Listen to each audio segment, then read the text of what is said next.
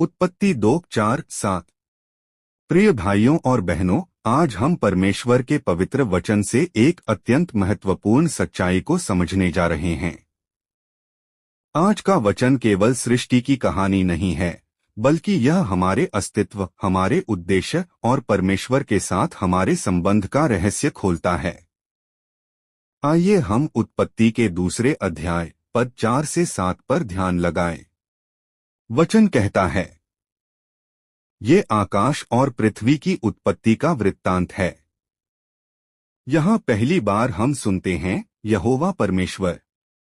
भाइयों और बहनों, यह नाम हमें बताता है कि परमेश्वर केवल सृष्टिकर्ता नहीं, बल्कि वह हमारा पिता, हमारा संबंध बनाने वाला प्रभु है। वह दूर बैठकर संसार नहीं चलाता, वह पास आता है। वह मनुष्य के जीवन में प्रवेश करता है। वचन आगे बताता है कि जब पृथ्वी बनी तब न तो वर्षा हुई थी और न ही कोई मनुष्य था जो भूमि पर काम करे। इसका अर्थ है, परमेश्वर ने सृष्टि को इस प्रकार रचा कि वह मनुष्य की प्रतीक्षा कर रही थी। प्रकृति तैयार थी, पर उद्देश्य तब पूरा होना था जब मनुष्य प्रकट होगा। और फिर हम पढ़ते हैं कि पृथ्वी से कोहरा या भाप निकलकर भूमि को सींचता था। भाइयों और बहनों, यह हमें सिखाता है कि जब मनुष्य नहीं था, तब भी परमेश्वर की व्यवस्था अधूरी नहीं थी। जहां मनुष्य नहीं पहुंचता, वहां भी परमेश्वर की देखभाल पहुंचती है। अब आइए पद 7 पर आए, और यहीं से मानव जीवन का सबसे गहरा रहस्य खुलता है। वचन कहता है, तब यहोवा परमेश्वर ने मनुष्य को डोट भूमि की मिट्टी से रचा। हम मिट्टी से बने हैं।